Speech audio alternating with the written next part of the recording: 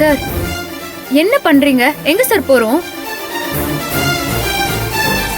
Sir தயவு செஞ்சு காரை நிறுத்துங்க சார். அந்த ஊர்ல எவ்வளவு பிரச்சனை போயிட்டு இருக்குன்னு நீங்களும் தானே சார் கேட்டீங்க. எங்க சார் கூட்டிட்டு போயிட்டு இருக்கீங்க?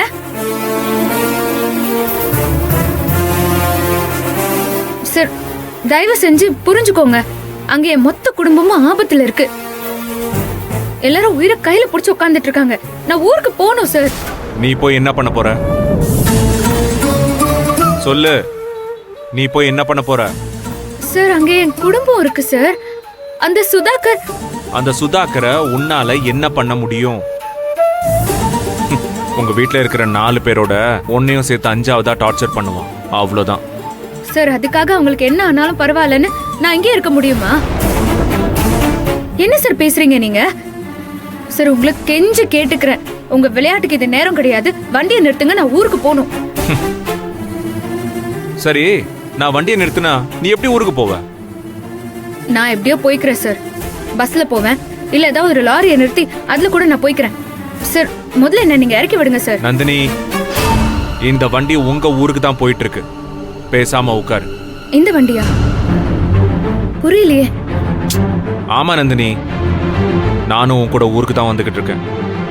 நம்ம வண்டி பட்டுக்கோட்டைக்கு தான் போயிட்டு இருக்கு, ஓகேவா? சார் நீங்க எதுக்கு சார் வரீங்க? அதெல்லாம் வேண்டாம் சார். ஏய், ஒரு பிரச்சனைன்னு சொன்ன, கூட வரேன்னு சொல்றேன், என்ன வேண்டாங்கிற? அந்த பிரச்சனையை நான் எப்படியோ சமாளிச்சுக்கிறேன் சார். ஆனா நீங்க ஊருக்கு வந்தா அதை வச்சு உங்க வீட்ல ஒரு பெரிய பிரச்சனை பண்ணுவாங்க. அதை என்னால தாங்கிக்கவே முடியாது சார். தயவு செஞ்சு நீங்க வர வேண்டாம் சார். என்ன நடந்தாலும் நான் சமாளிச்சுக்கிறேன். ஏய் நந்தினி, இல்ல எனக்கு புரியல, ஏன் லூசுத்தனமா பேசிக்கிட்டு இருக்க? அங்க உன் ஃபேமிலி மொத்த உயிரும் ஆபத்துல தானே இருக்கு. இந்த பாரு, பிராக்டிக்கலா யோசி. உன்னால தனியாலாம் போய் அந்த சுதாகரை சமாளிக்க முடியாது. அவனை எப்படி சமாளிக்கணும்னு எனக்கு நல்லா தெரியும். நான் பாத்துக்கிறேன், யூ டோன்ட் வரி.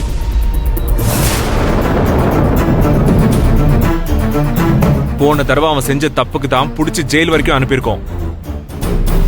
அவனுக்கு அந்த பயம் கொஞ்சம் கூட இல்லாம திரும்பவும் உன் வீட்டுக்கு போய் எல்லாரையும் மிரட்டுறானா? அவனை சும்மாவே விடக்கூடாது. ஆனா உங்க அம்மா தேவையில்லாம பிரச்சனை பண்ணுவாங்களே சார், தயவு செஞ்சு புரிஞ்சுக்கோங்க. அதான் தேவையில்லாம தான் பிரச்சனை பண்றேன்னு உனக்கே தெரியுது இல்ல நந்தினி? அப்புறம் எதுக்கு அவங்கள பத்தி நீ கவலைப்படுற? அதெல்லாம் கவலைப்படாத. இத பாரு, நான் சொல்றத நல்லா கேட்டுக்கோ. உன் கவலை இப்போ உன் ஊரை பத்தியும் வீட்டை பத்தியும் மட்டும் தான் இருக்கணும். நந்தினி, இங்க பாரு, உன் பாட்டி, அப்பா, புனிதா அவங்க கூட பரவாயில்ல, வயசுல கொஞ்சம் மூத்தவங்க தான். என்ன நடக்குதுன்னு அவங்களே புரிஞ்சுப்பாங்க. ஆனா ரஞ்சிதா அப்படி கிடையாது. அவ ஒரு சின்ன குழந்தை. அவ தான் இப்ப ரொம்ப பயந்து போயிருப்பா. நாம எவ்வளவு முடியுமோ அவ்வளவு சீக்கிரமா போயிடலாம். நீ கவலைப்படாம இரு நந்தினி, நான் பாத்துக்கிறேன்.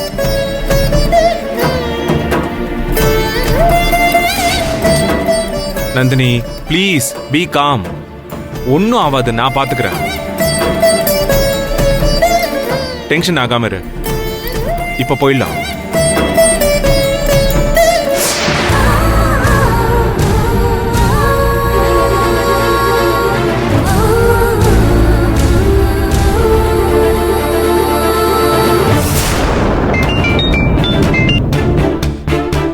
சொல்லு ரேணுகா. அம்மா, இங்க என்னெல்லாமோ நடந்துட்டு இருக்குமா? என்ன ஏதுன்னு ஒண்ணுமே புரியல. ஒண்ணுமே புரியலன்னு சொல்லதா கால் பண்ணியா? ஐயோ இல்லம்மா, அவ அந்த நந்தினி இருக்கால, அவ தான் இருக்காளே, அதான பிரச்சனையே. ஐயோ இல்லம்மா, அவ இப்ப வீட்ல இல்லம்மா. ஹே, என்ன சொல்ற?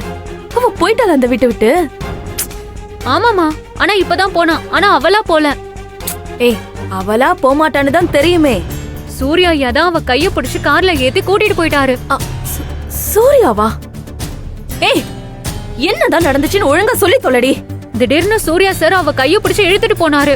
ஆனா அதுக்கு முன்னாடி என்னவோ ஒண்ணு நடந்திருக்குமா, அது என்னன்னு தான் தெரியல. ஏய், இது பார், திரும்ப திரும்ப தெரியலன்னு சொல்லி என்ன காண்டாக்காதடி. சரிமா சரிமா, நீங்க கோவப்படாதீங்க.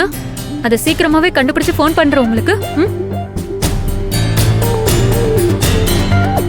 ரெண்டு பேருமே கிளம்பி எங்க போயிருப்பாங்க?